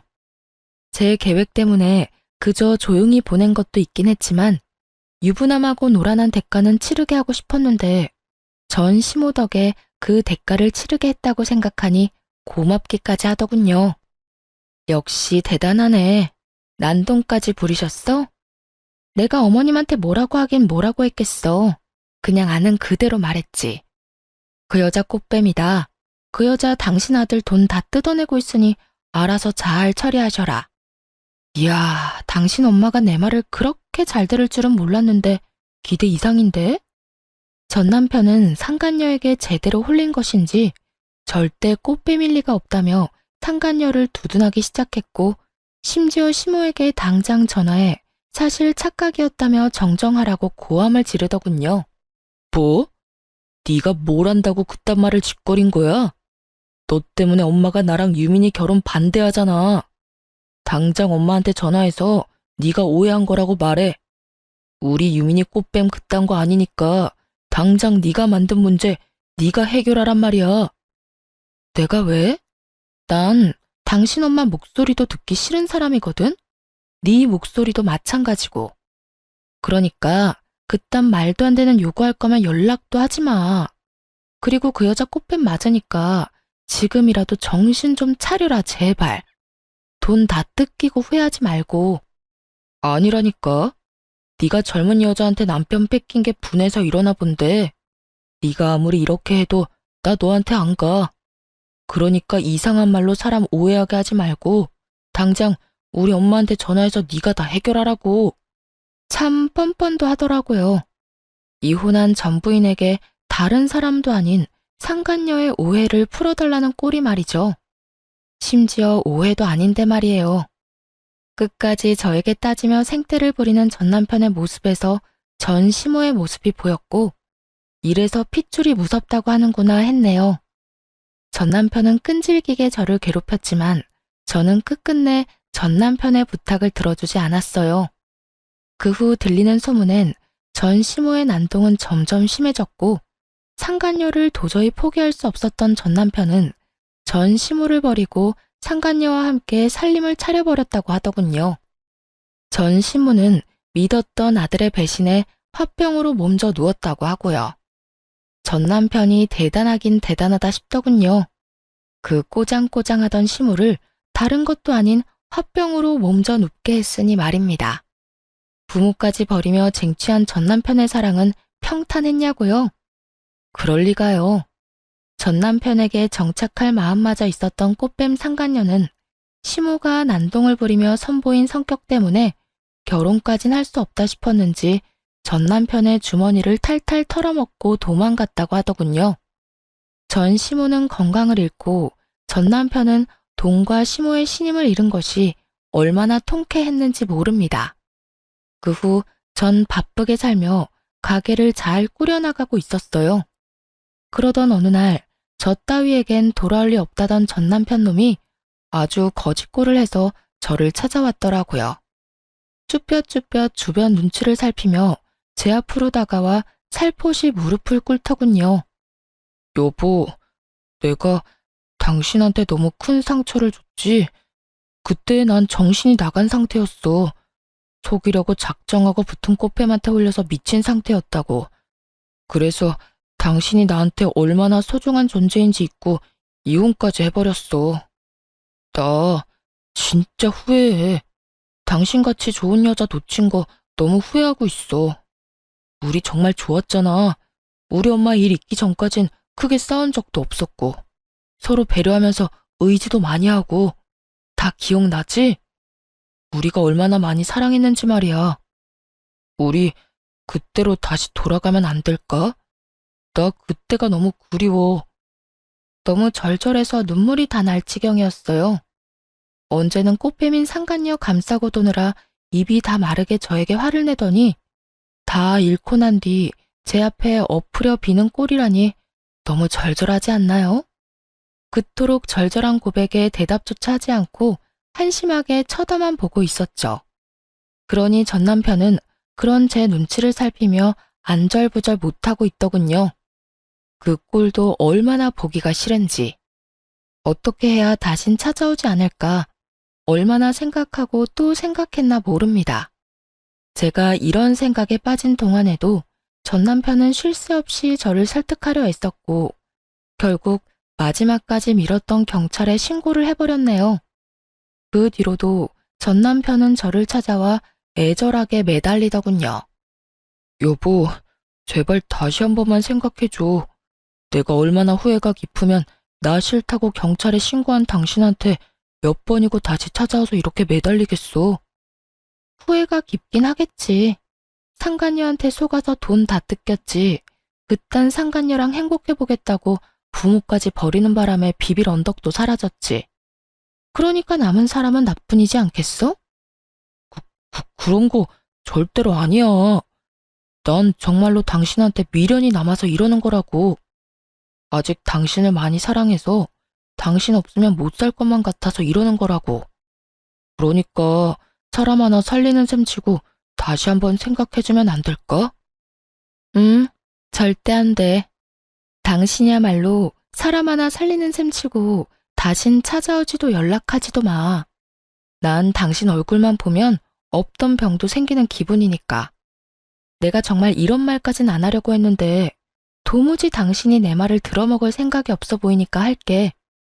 너 다시 나 찾아오거나 연락하면 내가 무슨 수를 써서라도 너 구속시켜버릴 테니까 그런 줄 알고 다신 나한테 아무 짓도 하지 마.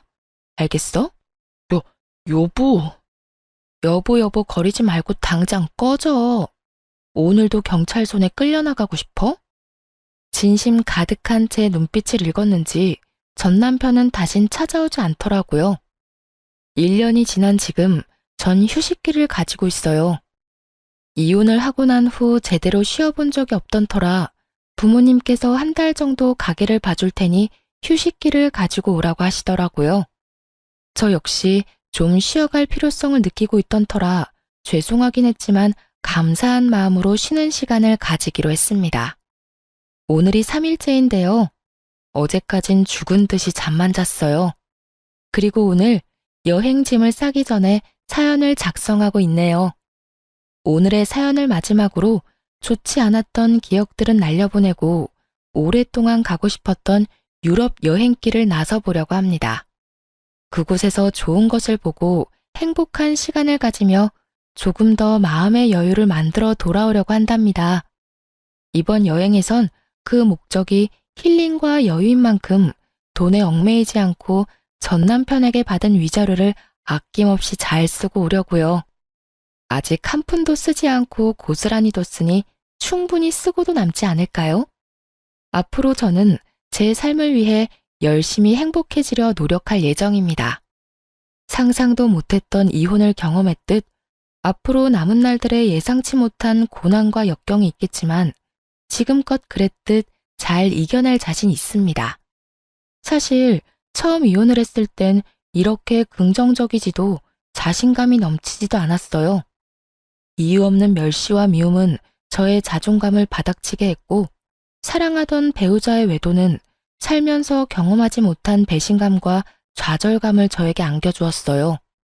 심지어 그땐 전 남편과 사이가 좋지 않은 것을 넘어 오만정이 다 떨어져 버린 상태였는데도 말이죠. 저는 그 모든 순간이 말로 할 수 없을 만큼 힘들었고 그 절망감이 저 스스로를 구렁텅이에 빠져들게 만들기도 했습니다. 그러다 우연히 알게 된 것이 이 채널이었고 이곳에서 저와 비슷한 아픔을 겪은 분들의 사연을 들으며 많은 위로와 공감을 했습니다.